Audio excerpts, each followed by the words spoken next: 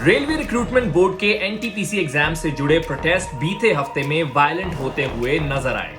ये प्रोटेस्ट क्यों हो रहे हैं, यूट्यूबर खान सर का इसमें नाम क्यों जोड़ा जा रहा है और ताजा अपडेट क्या है, all of this explained in this video in next 5 minutes.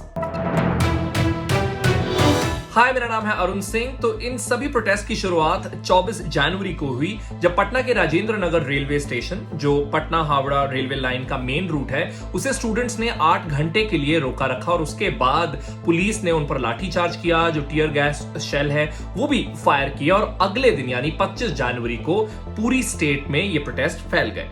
26 जनवरी को गया में एक ट्रेन को आग भी लगाई गई। अब आखिरकार कंट्रोवर्सी क्या है? आरआरबी यानी रेलवे रिक्रूटमेंट बोर्ड ने 35,281 वैकेंसीज निकाली एनटीपीसी पोस्ट के लिए। एनटीपीसी यानी non technical popular category.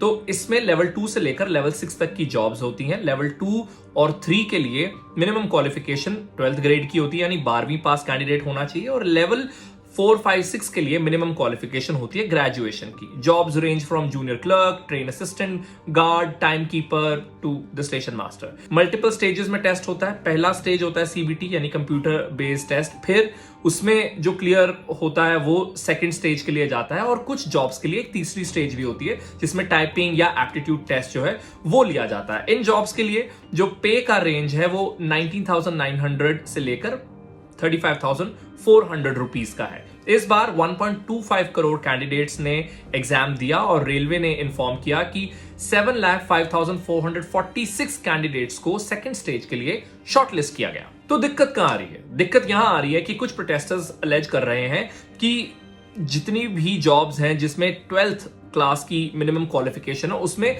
Graduates भी शॉर्टलिस्ट हुए हैं। जब लेवल 2 होगा तो उसमें उस जॉब के लिए जिसके लिए 12th मिनिमम क्वालिफिकेशन है, ग्रेजुएट भी बैठा हुआ है और वो ऑफ कोर्स बेहतर होगा 12th पास से। तो ऐसे में ये प्रोसेस थोड़ा अनफेयर हो जाता है। रेलवे या सरकार की क्या क्लैरिफिकेशन है? तो एक न्यूज़पेपर एड के जरिए उन्होंने क्लैरिफाई करते हुए कहा है कि टेस्ट में मेरिट और अपनी चॉइस के चलते एक कैंडिडेट 2 पोस्ट के लिए शॉर्टलिस्ट हो सकता है। हेंस ग्रेजुएट्स लेवल 2 और 3 की जो जॉब्स हैं उसके लिए चुने जा सकते हैं।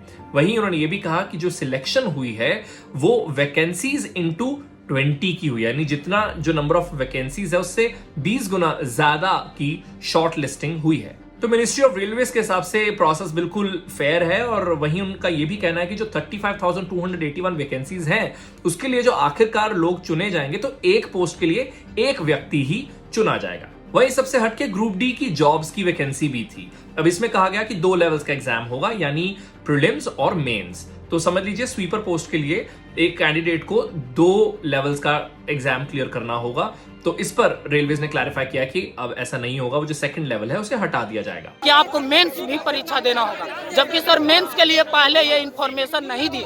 अगर इन्फॉर्मेशन दिए होते उसी अनुकूल हम लोग तैयारी करते। आज से 20 दिन पहले मेंस से बोले, उसे लेकर आज क्या किया आप लोग? आज सर हम लोग धरना प्रदर्शन देंगे, इसलिए चाहे तो खुश रहे प्रशासन, खुश रहे या तो हमारा रेलवे ट्रैक को भी जाम किया। हाँ, रेलवे ट्रैक को जाम करेंगे। अब पॉपुलर यूट्यूबर खान सर जो पटना से आते हैं, उन्होंने 13 जनवरी को एक वीडियो पोस्ट की थी जिसका टाइटल था आरआरबी स्कैम।